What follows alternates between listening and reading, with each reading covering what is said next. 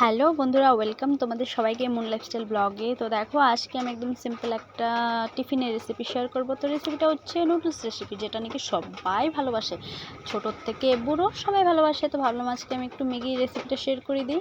তো দেখো, এভাবে করে আমি ভেজিস কেটে নিয়েছিলাম, ভেজিস আর পেঁয়াজ কুচি এখানে দিয়ে দিয়েছি। রিফাইন অয়েলে আমি করবো এটা, সাদা তেলে। তো দেখো, দুটো একদম আস্ত কাঁচা লঙ্কা ইউজ করেছি, কারণ আমার ছেলে একটু হলেও ইউজ করবে, একটু হলেও মানে খাবে।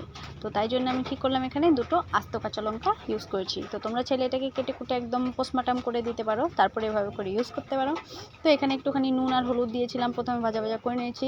তারপরে আমি ম্যাগিটাকে একদম চুরমার করে দিয়েছি, গুঁড়ো গুঁড়ো করে দিয়েছি, গুঁড়ো গুঁড়ো করে তারপরে এখানে আমি প্যাকেটটাকে ছিঁড়ে এখানে দিয়ে দিয়েছি। এখন এটাকে একটু একটু ভাজা ভাজা করে নিচ্ছি। ভাজা ভাজা করে নিলে কী হবে, মানে খেতে ভালো লাগবে। তারপর এখানে আমি এখন মশলাটা অ্যাড করব, ম্যাগি মশলাটা। ঠিক আছে বন্ধুরা, ম্যাগি মশলাটা অ্যাড করে দেবো। ম্যাগি মশলাটা অ্যাড করার পর, যেহেতু এটা গুঁড়ো মশলা, তাই জন্য একটুখানি জল দিতে হবে, এটা তোমরা জানোই ভালো করে।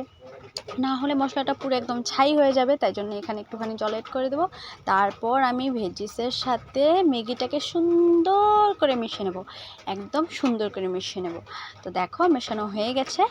এখন আমি এখানে অ্যাড করে দেব পরিমাণ মতো জল। পরিমাণ মতো জলটা অ্যাড করে দেওয়ার পর, তারপর ম্যাগিটাকে কিছুক্ষণ আমি ফুলতে দেব, যাতে সেদ্ধ হয়ে যায় আর শক্ত ভাব না থাকে। তো যাই হোক, এভাবে করে তোমরা কে কে ম্যাগি খেতে ভালোবাসো আমাকে কমেন্ট করে জানিও। আর আমার ভিডিওটা যদি ভালো লাগে একটি অবশ্যই লাইক করে দিও বন্ধুরা। তো দেখো, দেখতে কতটা সুন্দর হয়েছে, খেতে ততটাই ডেলিশিয়াস হয়েছে। তো এভাবে করে তোমরা অবশ্যই ট্রাই করো ম্যাগি। তো দেখা হচ্ছে অন্য কোনো ভিডিওর সাথে, ততক্ষণ টাটা বন্ধুরা। Please like, please like, please like.